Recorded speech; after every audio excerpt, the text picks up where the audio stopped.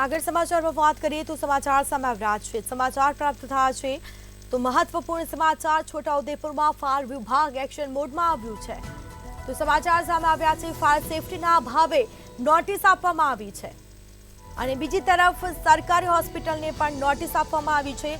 ખાનગી હોસ્પિટલોને પણ નોટિસ આપવામાં આવી।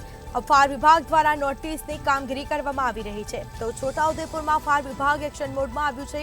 તમામ જગ્યા પર તપાસ કરવામાં આવી રહી છે। ફાયર સેફટીના સાધનો ન હોવા, એનઓસી ન હોવી કે એનઓસી રિન્યુ ન કરાવી હોવાના કારણે નોટિસ આપવામાં આવી છે, જેમાં સરકારી હોસ્પિટલને પણ નોટિસ આપવામાં આવી છે, ખાનગી હોસ્પિટલને પણ નોટિસ આપવામાં આવી છે। તો છોટાઉદેપુરમાં ફાયર વિભાગ એક્શન મોડમાં આવ્યું। ફાયર સેફટીના અભાવે નોટિસ આપવામાં આવી છે।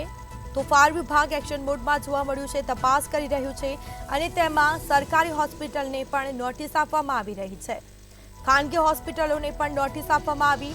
ફાયર વિભાગ દ્વારા નોટિસ આપવામાં આવી છે તો તપાસ કરવામાં આવી રહી છે। ફાયર વિભાગ એક્શન મોડમાં આવ્યું।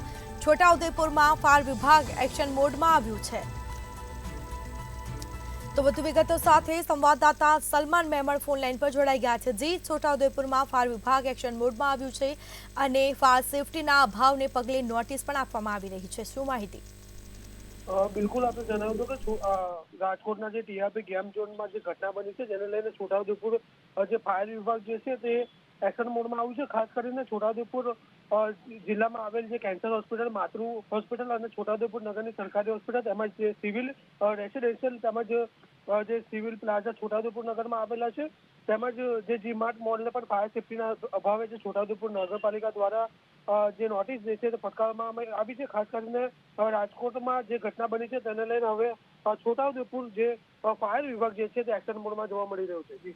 આજે બિલકુલથી કહી શકાય કે કેટલી જગ્યા પર તપાસ કરવામાં આવી અને નોટિસ આપવામાં આવી?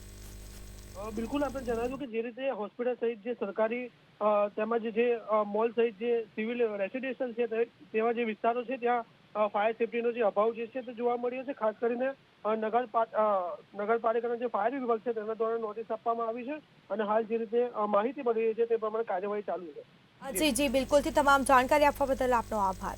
તો ખાનગી હોસ્પિટલને પણ નોટિસ આપવામાં આવી અને સરકારી હોસ્પિટલને પણ નોટિસ આપવામાં આવી છે। ફાયર સેફટીના અભાવે નોટિસ આપવામાં આવી છે।